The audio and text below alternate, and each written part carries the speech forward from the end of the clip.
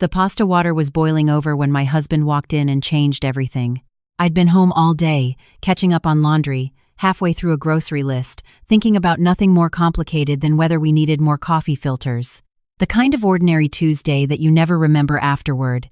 He came in through the garage door, didn't take off his shoes, didn't say hello, just stood at the edge of the kitchen and looked at me like he was about to read from a script he'd already rehearsed. "I need to tell you something, and I need you to hear me out before you say anything." I turned down the stove. That sentence never precedes good news. "My mother is moving in with us." I waited. Surely there was more. A reason, a timeline, a question mark at the end. "She's been struggling since the surgery. She can't drive anymore, she can't manage the house by herself, and my brother isn't in a position to help." He said all of this very quickly, the way people do when they've practiced something but are still nervous about delivering it. I already told her she could have the guest room. She'll be here Friday. Friday was 3 days away. I stood there holding a wooden spoon, pasta water still bubbling behind me, and I understood something in that moment that I hadn't understood before. I was not being consulted. I was being informed. "You already told her," I said. "I knew you'd make it complicated." I didn't make it complicated. I didn't say anything at all. I turned back to the stove and finished making dinner, and we ate in the particular silence that sits between two people when one of them has already decided the conversation is over. My name is Lisa. I was 31 years old when my mother-in-law moved into my house without my permission, and 29 when I married her son Daniel, which means I had spent 2 full years believing I was building a life with a partner. It took about 72 hours after that kitchen conversation for me to start wondering whether I had simply been filling a role in someone else's plan. My mother-in-law's name is Carol. She is the kind of woman who rearranges your kitchen and then acts puzzled when you can't find anything. She arrived on Friday exactly as promised, with 4 large suitcases, a box of her own cookware, and opinions about every surface in the house. By Saturday morning, she had moved my coffee maker to a different counter because the original spot didn't make sense. By Sunday, she had informed me that the guest bathroom needed better towels. Daniel watched all of this and said nothing. I want to be fair to myself here and say that I tried. I genuinely tried. I told myself that Carol had been through something hard, that recovering from hip surgery alone was frightening, that family takes care of family. I made space. I adjusted my routine. I started cooking dinner earlier because she liked to eat by 6. I stopped watching television in the living room after 9 because the noise bothered her sleep. I rearranged my entire life around a person who had never once asked me how I was doing. Daniel noticed none of this, or if he did, he interpreted it as things running smoothly. 3 weeks in, I sat down with him on a Sunday evening and said, as calmly as I could, that I needed to know the actual plan. How long would his mother be with us? What were the expectations? Was I supposed to drive her to appointments? Was I supposed to be home during the day to help her? He looked at me the way he had looked at me in the kitchen the first night, like I was making something complicated that didn't need to be. "She's my mother, Lisa. She needs help." I understand that. I'm asking what that means for me specifically. It means you help her when she needs it. What is hard to understand about that? I asked him if he had spoken to his brother about sharing this responsibility. He said his brother had 2 kids and a demanding job. I asked if they had looked into a part-time aide. He said that was an insult to his mother. I asked when she expected to be independent again, and he told me I was being cold. I was not being cold. I was a woman with her own job, her own needs, her own life, trying to understand what had been decided for her. But I could see that in his mind, the fact that I was asking these questions at all was the problem. A good wife, presumably, would have simply absorbed the situation. So I absorbed it. I drove Carol to her physical therapy appointments on Tuesdays and Thursdays because Daniel had early meetings. I picked up her prescriptions. I made sure there was food in the house that she could eat without difficulty. I fielded her comments about my cleaning habits, my cooking, the way I loaded the dishwasher, the way I dressed on weekends. I said very little. I kept a smile on my face that, looking back, must have looked exhausting to maintain, because it was. And I told myself it was temporary. People say that a lot about things that aren't temporary. It was about 6 weeks after Carol arrived that I first noticed the folder. Daniel had always been careful with money, careful in the sense that he handled all of it, and I was kept adjacent to it. We had a joint account for household expenses, which I contributed to from my own salary, and he had separate accounts that he managed. I hadn't questioned this arrangement early in our marriage because it had seemed like an expression of him being organized rather than what it actually was. The folder was in his home office, on the bookshelf, filed between two architecture magazines. I wasn't looking for anything. I was dusting something I was now expected to do more of, and it slipped out. I caught it, and several pages fanned across the floor, and I bent down to pick them up. I am a careful person. I work in finance. I notice numbers. The pages were account statements, not for accounts I had ever seen before. There were two of them, both opened within the past 18 months, both with balances that made me very still on the floor of my husband's office. One account had just over $40,000 in it, the other had more. I put the pages back exactly as I had found them. I put the folder back between the magazines at the angle it had been sitting. I finished dusting. I went downstairs and started dinner and said nothing when Daniel came home and sat down at the table and talked about his day. But something had shifted. Some quiet alarm had started ringing in a part of me that I hadn't previously needed to use.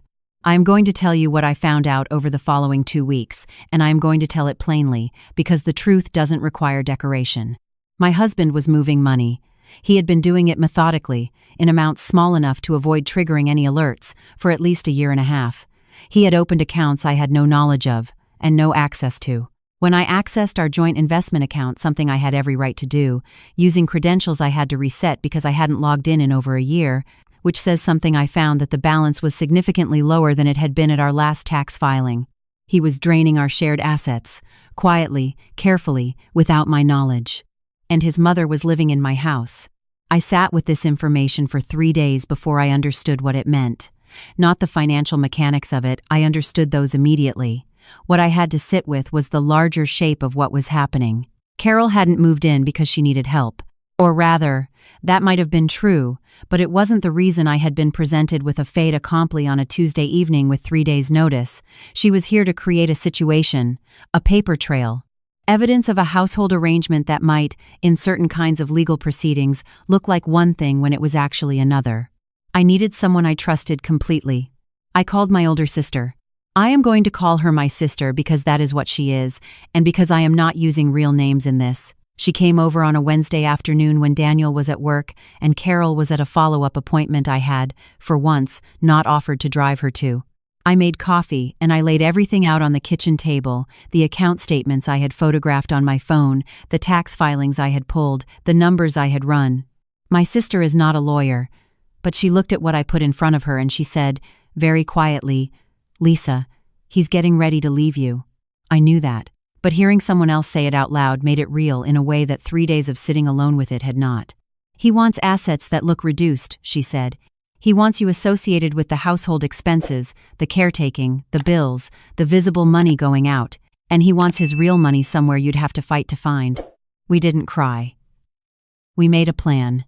The first thing I did was call a lawyer, not a friend who happened to have a law degree, not a Google search, a family law attorney who specialized in exactly this kind of asset situation. I used my own money, from my own account, that I had kept entirely separate throughout our marriage because, as it turned out, some instinct in me had always known to do that. I am grateful to whatever version of myself made that decision 5 years ago. My attorney explained the concept of dissipation of marital assets. She explained what discovery looked like and what a forensic accountant could find. She explained that the timing of certain moves mattered enormously and that certain moves I could make right now would matter too. I made them. I am not going to detail every step because some of it is still legally sensitive, but I will tell you that over the next 3 weeks I was thorough. I documented everything I had access to. I opened my own accounts at a bank my husband had no association with. I kept showing up to every appointment, making every dinner, driving Carol to physical therapy on Tuesdays and Thursdays, saying good morning and good night, giving absolutely no indication that the ground had changed. My husband thought he was waiting for the right moment. I was waiting for a different one. The moment came on a Friday evening in March. Daniel had told me he'd be home by 7. Carol was watching something in her room. I had spent the afternoon with my attorney finalizing the paperwork, and I came home and made dinner, and I set the table, and I waited. He came in at 7:15, with the slightly distracted energy he'd had for months. The energy I now understood was the hum of a plan he thought was invisible. He sat down. He served himself. He asked about my day with the routine politeness of a man going through the motions. I let him eat most of his dinner. Then I slid the envelope across the table. He looked at it. He looked at me. He picked it up. Inside was a letter from my attorney. It outlined, in precise and unremarkable legal language, that I was aware of the accounts, that I had engaged counsel, that I had filed with the court, that certain assets had been frozen pending the proceedings, that he had been formally served. He read it twice. I watched his face go through several different expressions in the span of about 30 seconds. "Lisa, I don't want to have a conversation tonight," I said. "My attorney will be in contact with yours." "You don't have a—" He stopped, recalibrated. "How long have you known?" "Long enough to do this correctly." He put the letter down on the table. He looked at it for a moment like it might change if he waited. It didn't. "I was going to talk to you," he said. I was going to explain. I thought about all the conversations I had tried to have in the past months. All the times I had asked reasonable questions and been told I was making things complicated. All the times I had folded myself smaller to make room for an arrangement I had never agreed to. All the Tuesday evenings and prescription pickups and dinners at 6 o'clock and towel replacements and wooden spoons and silence. "I gave you a lot of opportunities to talk to me," I said. "You chose not to." I left the table. I had already moved the things that mattered to me out of the shared spaces of the house over the previous 2 weeks. Photographs, documents, things with sentimental value, things with legal value. My bag was packed. My sister was 20 minutes away. I went upstairs and I got my bag. Carol's door was closed when I passed it. I didn't knock. Daniel was still sitting at the table when I came back downstairs. He looked like a man trying to locate the moment where the plan had stopped going according to plan. "Where are you going?" "Somewhere I can think clearly." "Lisa, this is your being." He stopped again. He couldn't quite settle on the word. Dramatic, probably. Unreasonable. Cold. "I know what I'm doing," I said. "And I know what you were doing. Those are two different things." I walked out through the front door. I didn't slam it. There was no satisfaction in slamming it, and I had worked too hard to be theatrical at the end. My sister was waiting at the end of the street. I got in the car and I exhaled for what felt like the first time in months. She didn't say anything for a moment, just drove, and then she reached over and squeezed my hand once. "It's done," she said. "It's done." What happened in the weeks after that is partly a legal matter and partly a story that is still unfolding, so I will give you the shape of it without the fine details. The forensic accountant my attorney brought in found more than I had found. The accounts were more numerous and the transfers more complex than I had initially understood. What Daniel had constructed, over the course of about 2 years, was a fairly deliberate attempt to misrepresent our marital financial picture. It did not work, because these things rarely do when someone who knows what to look for is actually looking. Carol moved out the week after I left, which told me everything I needed to know about why she had been there. I am not someone who hates easily. I spent a long time trying to be fair to Daniel, to understand what he might have been afraid of, to consider whether there were versions of the story in which he was something other than what the evidence suggested. I think that's a reasonable thing to try. I also think there comes a point where the evidence is the evidence, and extending further generosity to someone who was not extending any to you is not fairness. It's just a different kind of giving yourself away. The thing I come back to most often is not the money, it's the Tuesday evening in the kitchen. The way he stood in the doorway and told me, not asked me, that my home was being rearranged. The way he watched me process it and said, before I had even spoken, that I would make it complicated. He had already decided what my reaction would be. He had already decided what I would and wouldn't say, what I would and wouldn't do. He had, in some fundamental way, already written me out of my own life and was simply waiting for the paperwork to catch up. What he hadn't counted on was that I could read paperwork too. There is something I want to say to anyone who finds themselves in a quiet version of this. Not the dramatic version, not the version with a single obvious moment of betrayal, but the version that arrives like a slow tide, decisions made without you, in conversations that end before you've finished speaking, the gradual accumulation of a life that no longer quite fits. The version where you keep adjusting and accommodating because you love someone and because you believe that love is supposed to look like sacrifice. It isn't supposed to look like only you sacrificing. I am not going to tell you that I came out of this without scars, or that the process was clean, or that I didn't have nights where I sat in my sister's guest room and wondered whether I had somehow failed to be the kind of wife who doesn't end up here. I had those nights. I had a lot of them. But I also know this. The night I slid that envelope across the table was the first night in months that I felt like myself. Not the version of myself that was managing Carol's schedule and making dinner by 6 and staying quiet about things that deserved to be said out loud. The actual version. The one who knew what she was looking at when she saw those account statements on the floor. The one who called her attorney and made a plan and executed it and then drove away without slamming the door because she didn't need the noise. That version of me had been there the whole time. She had just been waiting for me to trust her.